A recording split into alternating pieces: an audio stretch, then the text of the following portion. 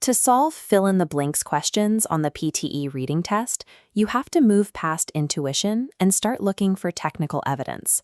We are going to solve this text using 3 specific tools: identifying academic collocations, applying grammar rules, and recognizing textual cohesion. Before looking at the blanks, we need to establish the academic landscape. This passage discusses political shifts and social movements in Latin America. Identifying this subject matter early helps us filter for the specialized vocabulary used in political science. Here is the document. The title, Southern Cone, confirms our geographic focus. We'll start by analyzing the first sentence to prepare for blank 1. Scanning the full text creates a mental map of the author's argument, allowing you to evaluate the word choices at the bottom based on relevance. Let's isolate blank 1, the blank of imperial control. Looking at the surrounding structure, we see it requires a noun as the subject. The word machinery is a calming distractor here. While frequent in political texts, it's too literal. Because imperial control is an abstract concept, we can rule out machinery, metabolism, and merchants. The correct academic collocation is mechanisms of control. Mechanisms of control.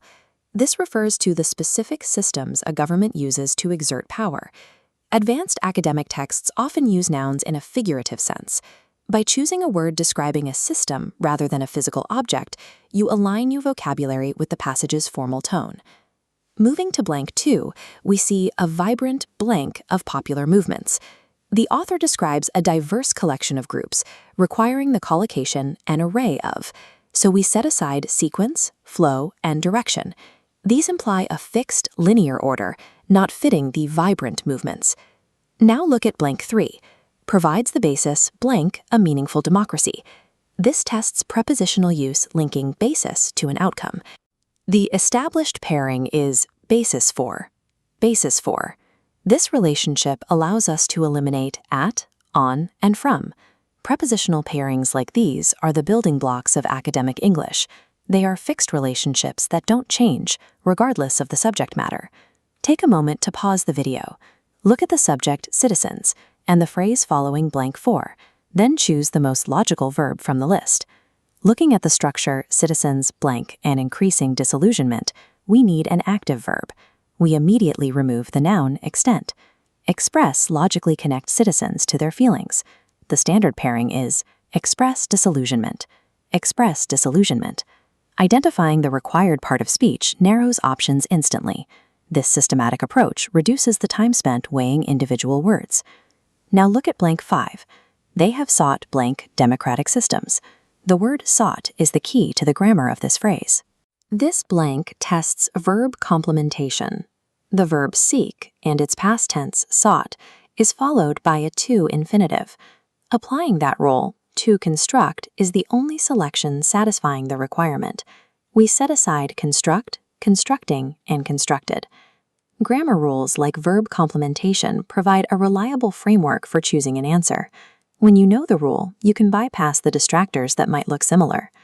For the final blank, elite and foreign blank, we need to look for a recurring theme within the text itself. The opening sentence mentions external domination. Since foreign is a synonym for external, the author is repeating a central theme. This makes domination the consistent choice. Foreign domination. We reject detection, illustration, and determination because they don't reflect the established topic of political control. This is an example of textual cohesion. Authors often use synonyms to reinforce their points, which means the evidence for one blank is often located elsewhere in the passage. By utilizing grammar rules, collocations, and text cohesion, we've built a logical path to each correct answer. This method provides a much more reliable result than relying on a simple feel for the language. Take a screenshot of these pairings.